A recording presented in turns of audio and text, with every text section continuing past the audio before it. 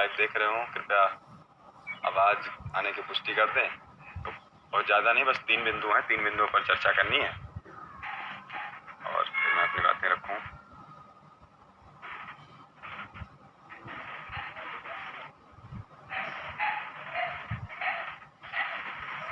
आवाज़ आ रही हो तो कृपया कमेंट करके बता दें।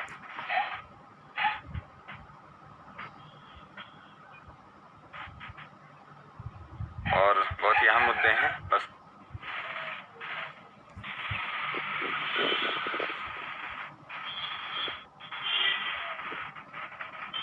ग्रुप में ही है लाइव ना, ग्रुप में ही है ना लाइव।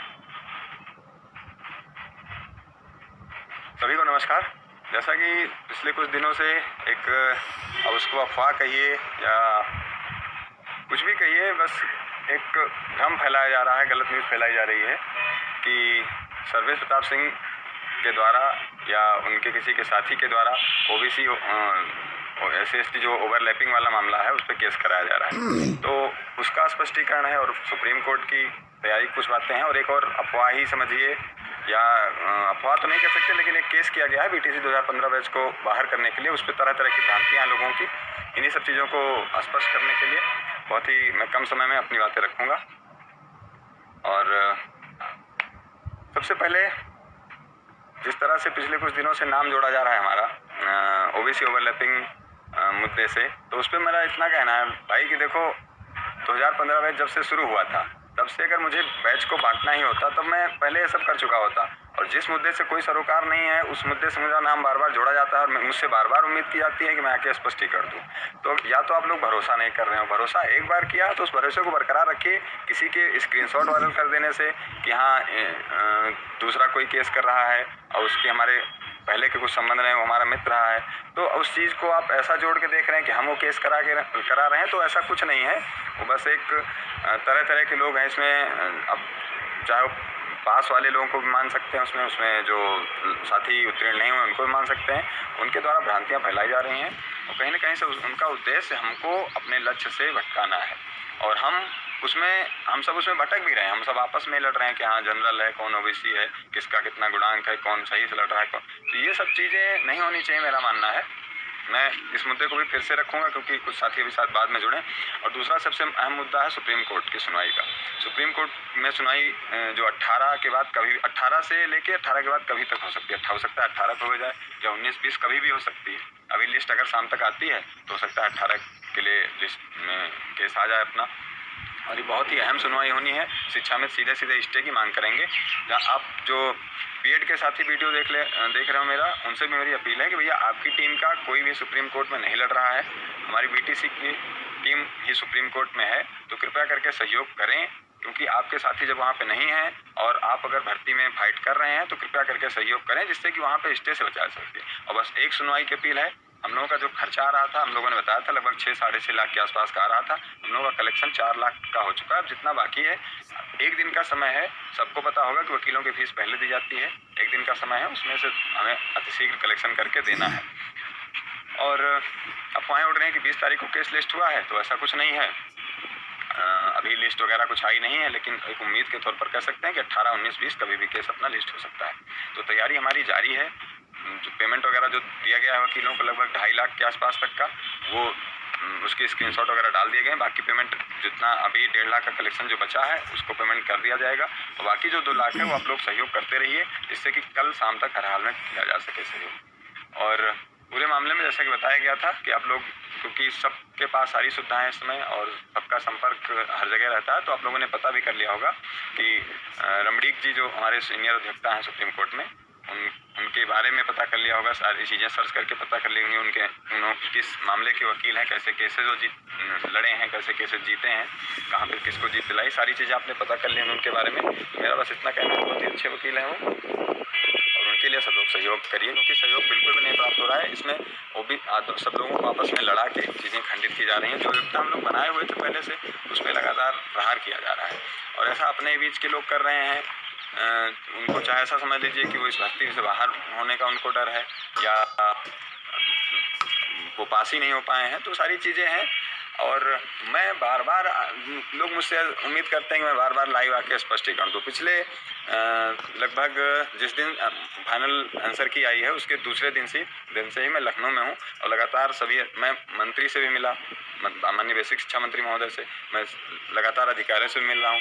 मेरा उद्देश्य किसी प्रकार से ये नहीं है कि किसी भी तरह से ही, तो बस आप ही लोग जो मुद्दे बताते हैं कि 68,500 वाले ना आने पाएँ, वो BTC 2015 बैक वाले ना पाएँ, बीएड के जो बाद में लोग पास हुए हैं आवेदन करने के बाद में उनकी योग्यता हुई है वो ना आने पाएँ, तो आप ही सारे लोगों के जो मुद्दे हैं वो सारी चीज़ें रखता रहता हूँ। और मेरा उद्देश्य नहीं रहता कि मैं किसी तरह से पब्लिसिटी या उसको रोज़ फोटो वायरल करूँ, क्योंकि जो शांति के साथ काम करने का मेरा तरीका है वो मैं अपना तरीका नहीं बदलूँगा और मैं करता रहा हूँ। और पिछले एक हफ्ते का जो यहाँ का रिजल्ट रहेगा वो आज शाम तक, अभी जो विज्ञप्ति जारी होगी हो सकता है शाम तक या कल सुबह तो कन्फर्म ही आनी है, नहीं तो संभवतः आज रात तक ही आ जाए, क्योंकि कल वो पेपर में समाचार पत्रों में प्रकाशित होनी है। तो उसमें आप पढ़ लीजिएगा, उसमें देख लीजिएगा, चीज़ें सार्थक रहेंगी, मुझे तो यही उम्मीद है, क्योंकि अपनी मेहनत पर भरोसा करता आया हूँ।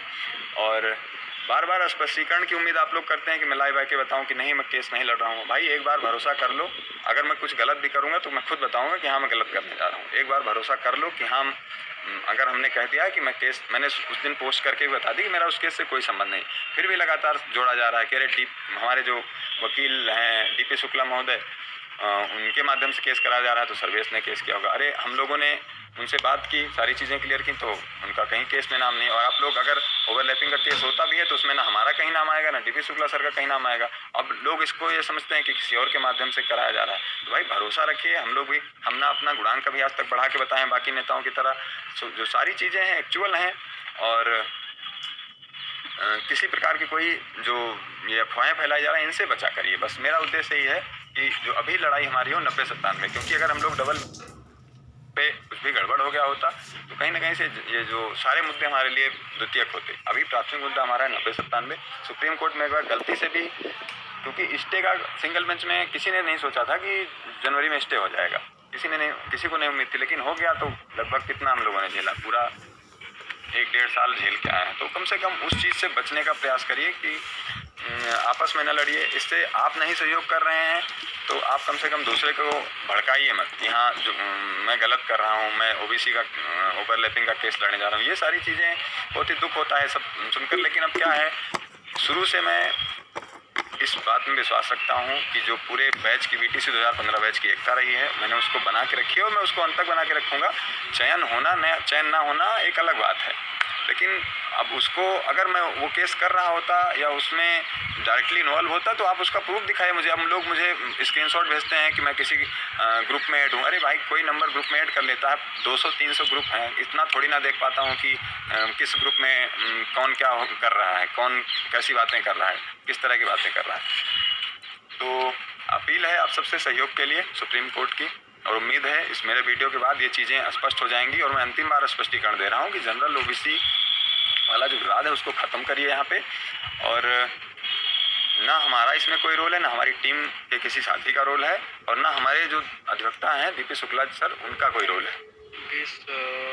20 तारीख को सुनवाई है बता रहा है। भाई अभी वीडियो शुरू होने से पहले हमने तुरंत कॉज लिस्ट देखी थी सुप्रीम कोर्ट की, उसमें तो नहीं था। अगर अभी आ गया तो अच्छी बात है। 20 तारीख को है, हम लोग तैयारी करेंगे। 2 दिन तैयारी, हम लोग ने 18 की उम्मीद की थी, अगर 20 को है अभी मैं कंफर्म नहीं कर सकता हूं, लेकिन अगर है तो 2 दिन और समय मिल गया हम लोग तैयारी करेंगे बेहतर तरीके से।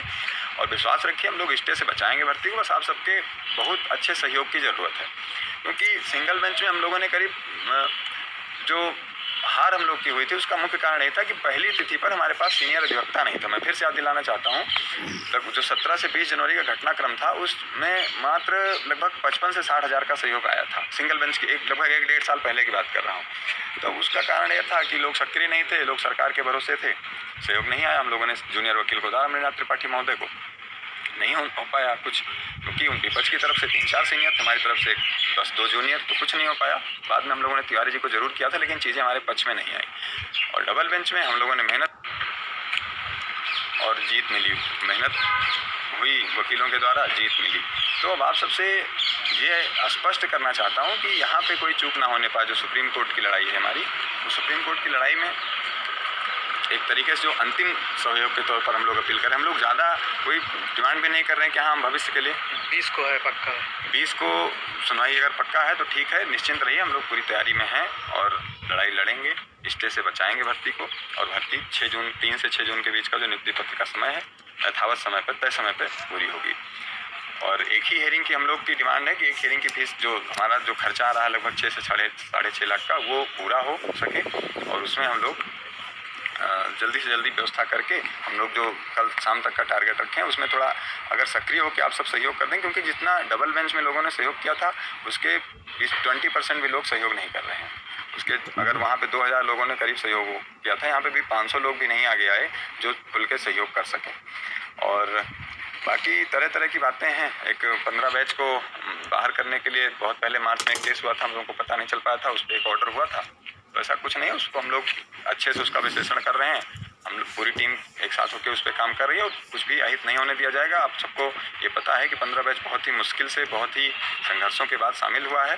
तो उन्हीं संघर्षों को जारी रखते हुए उस पर काम चल रहा है और तरह तरह के ऑर्डर और सारी चीज़ें इकट्ठा की जा रही हैं। और उस काम को हमारी टीम के, हम तो नाम लेके कहेंगे, उस काम को हमारी टीम के जो अपने बड़े भाई बताते रहे हैं, उनके बड़े भाई हैं वो, राघवेंद्र सोमवंशी नाम है उनका, वो पूरी टीम की सीनियर बैचों की लॉबी इकट्ठा करके उस काम को संपन्न कर रहे हैं कि इलाहाबाद में केस फाइल कराएंगे और 15 बैच को बाहर करवाएंगे। तरह तरह के पेपर की कटिंग में आज वो चीज़ें निकली भी हैं, हालांकि डरने की ज़रूरत नहीं है, आप सभी निश्चिंत रहिए।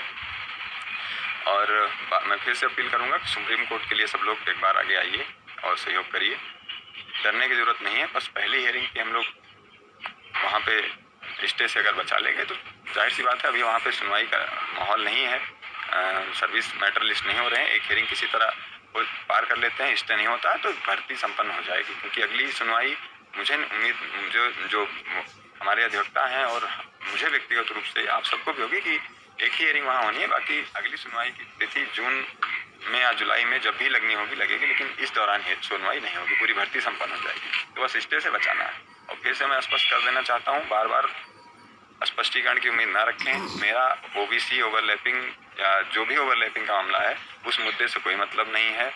और बहुत ही साथियों के फ़ोन आए कि आप वीडियो बना के लाइव आके स्पष्ट करिए, तब मैं लाइव आऊँ। नहीं, मैं लखनऊ में लगभग पिछले 4-5 दिन से हूँ और यहाँ पे लगातार सभी अधिकारियों और सबके संपर्क में हूँ उसका। और मैं यहाँ पे ये नहीं बता रहा हूँ कि मैंने क्या क्या किया, लेकिन मैंने सारे मुद्दों को बस इतना रखा है कि किसी प्रकार से जीव में कोई त्रुटि ना रहे और सारी चीज़ें क्लियर होके आएँ, जिससे आगे ये भर्ती अब जो 18 तारीख से आवेदन शुरू हो रहा है, 18 तारीख से 6 जून के बीच ये भर्ती किसी मोड़ पे रुके ना।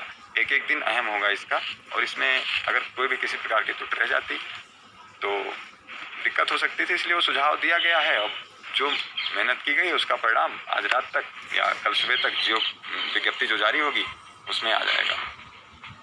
और विशेषकर ये मेरा वीडियो इस मुद्दे पे है कि ओबीसी ओवरलैपिंग मामले से मेरा कोई संबंध नहीं है। ज़बरदस्ती कुछ लोगों के द्वारा जो अपना गुणांक बाहर बढ़ा के बता रहे हैं कि सर्विस का गुणांक कम